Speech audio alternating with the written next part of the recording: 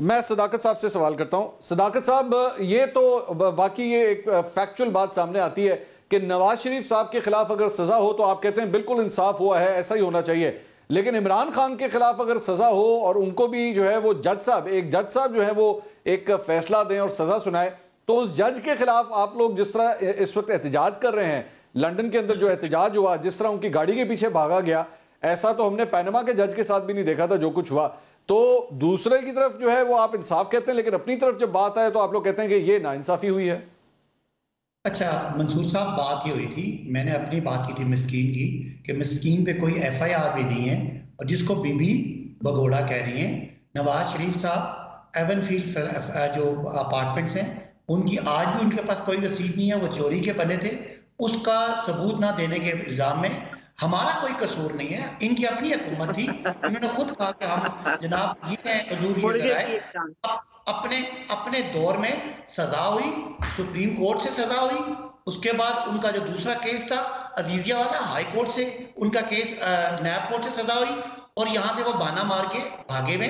तो अगर भगोड़ा, मैं सिर्फ पूछता हूं कि एक बंदा जिस पे एफआईआर नहीं है वो भगोड़ा है, या एक बंदा जो अरबों रुपए खा के इस मुल्क की सजा याफ्ता होके वो 8 हफ्तों की। अच्छा, चले मैं सदाकत साहब यहीं पे आपसे सवाल कर लेता हूं। सदाकत साहब मेरे इस सवाल का जवाब दे दें, इस सवाल का जवाब दें। हामिद खान साहब पाकिस्तान तहरीक इंसाफ के सीनियर रहनुमा है, ये आप एक्सेप्ट करते हैं?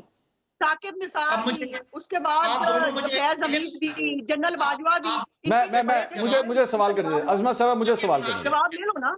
तो मैं अपनी पूरी बात कर लूं फिर। जी सदाकत साहब। नंबर 2, इन्होंने कहा कि जनाब हमने कुछ कर्जे चढ़ाए, तो मैं रिकॉर्ड पे बात कर रहा हूं, इनकी तरह मैं बोंगी नहीं मार रहा, रिकॉर्ड पे बात कर रहा हूं। 18 ट्रिलियन के कर्जे। अच्छा नहीं, इस तरह के अल्फाज ना इस्तेमाल करें। 3 साल के दौर में 18 ट्रिलियन के कर्जे कितनी एफआईआर है ये पता नहीं है, और वो हमें प्लास्टिक सिखाने बैठे हैं। एक एक करके जी, एक एक करके। सदाकत साहब की बारी है, सदाकत साहब को बात कंप्लीट करने की। काश इतनी मुल्क को बनाने के लिए इस्तेमाल कर ली होती। हमें अजमा साहबा, सदाकत साहब की बारी है, सदाकत साहब को बोलने दीजिए।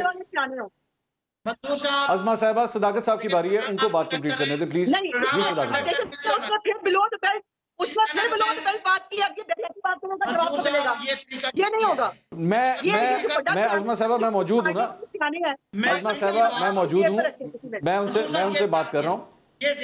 आप जब उसने लफ्ज़ इस्तेमाल किया, आपने कुछ कहा, मेरे साथ आपने कुछ नहीं कहा मुझे।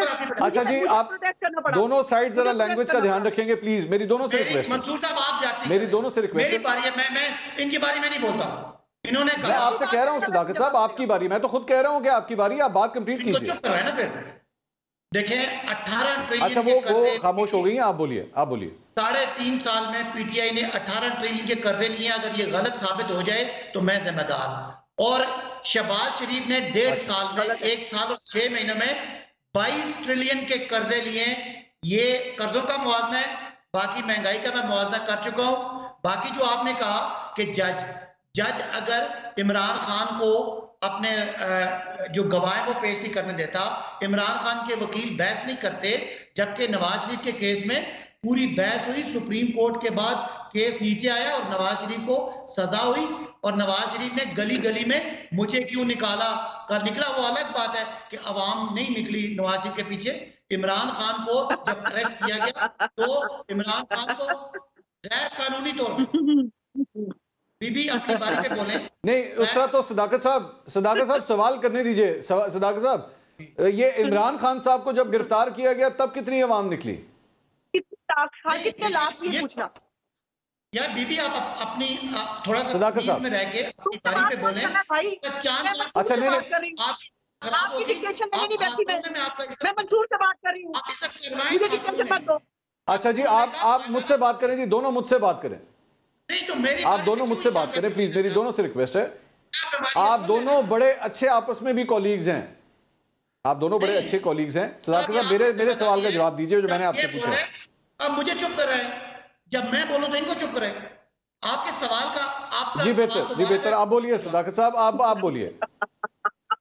जी सदाकत साहब, मैं पूछ रहा था कि इमरान खान साहब जब गिरफ्तार हुए तब कितने लोग निकले? देखिए, जब इमरान खान पहले गिरफ्तार हुए उस वक्त लोग निकले, और ये बाकी काबिल शर्म बात है कि आपने औरतों और बच्चों को जाके गिरफ्तार किया। कल जो लाहौर में एक 14 साल का बच्चे को इन्होंने 4 दफा गिरफ्तार करके छोड़ा और उसके वालिद की डेथ होगी। इस तरह डॉक्टर यास्मीन देख लें, कैंसर पेशेंट है, आलिया हमजा देख लें, वो जो खवातीन बेचारी जो सिर्फ वीडियो बनाती थी उनको इन्होंने गिरफ्तार करके।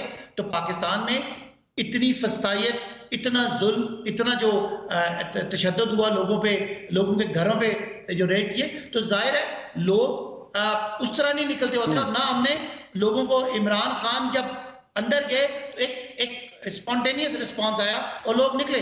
उसके बाद पीटीआई ने उस तरह की प्रोटेस्ट ना की और ना हो सकती है। लेकिन आप ये समझे कि क्या जो कुछ आपने देखा है फस्तायत इस दौर की, इससे पहले कभी हुई?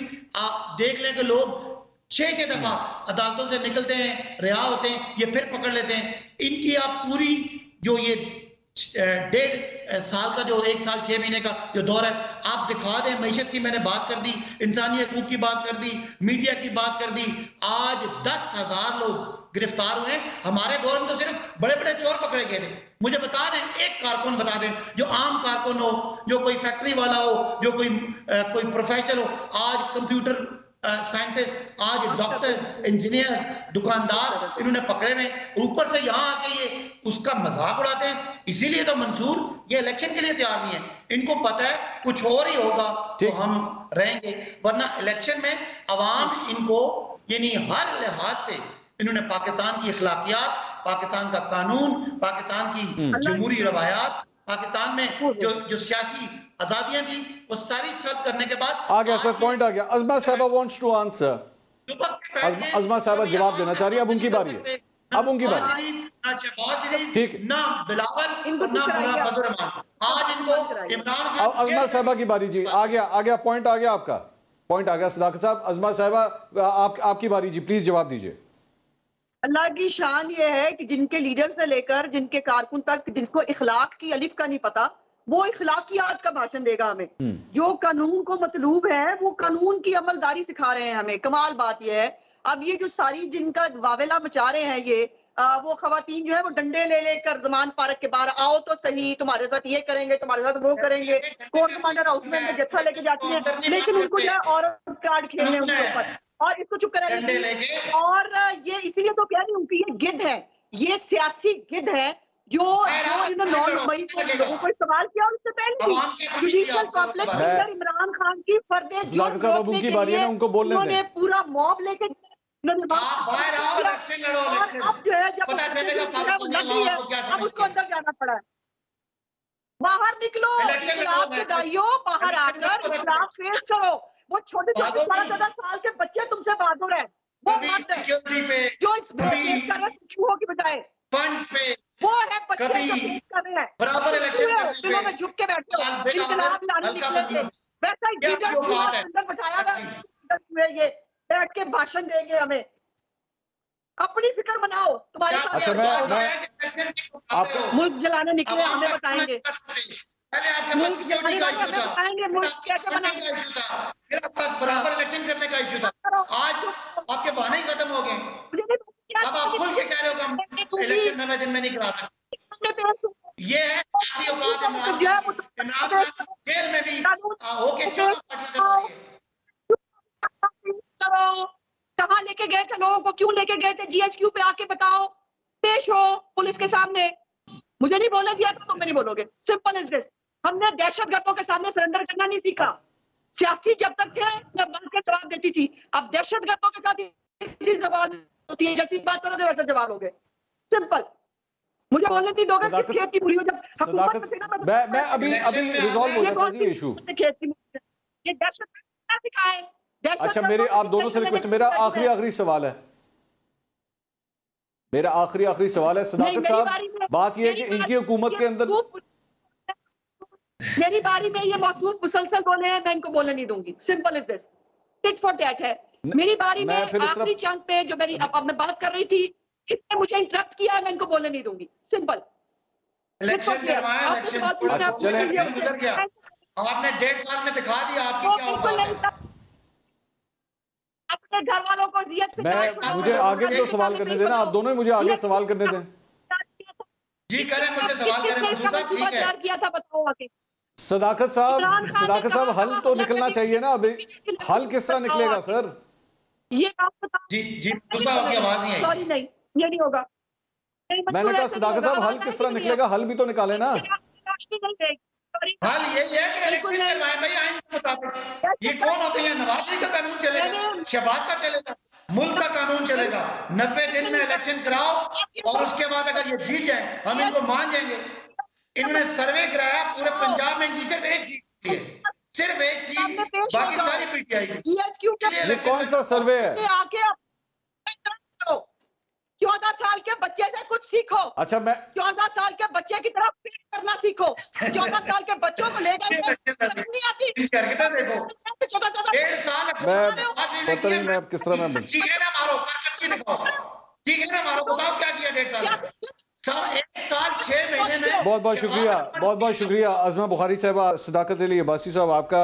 नाज़रीन मुझे नहीं पता आज के आप कितनी गुफ्तगू सुन सके, मेरी कोशिश तो थी कि मैं आपके सामने इन दोनों का पॉइंट ऑफ व्यू आप तक पहुंचा सकूं।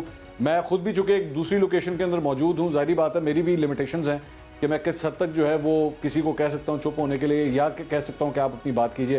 बहरहाल प्रोग्राम से अब तक के लिए इतना ही, कल आपसे दोबारा मुलाकात होगी। अल्लाह हाफ़िज़।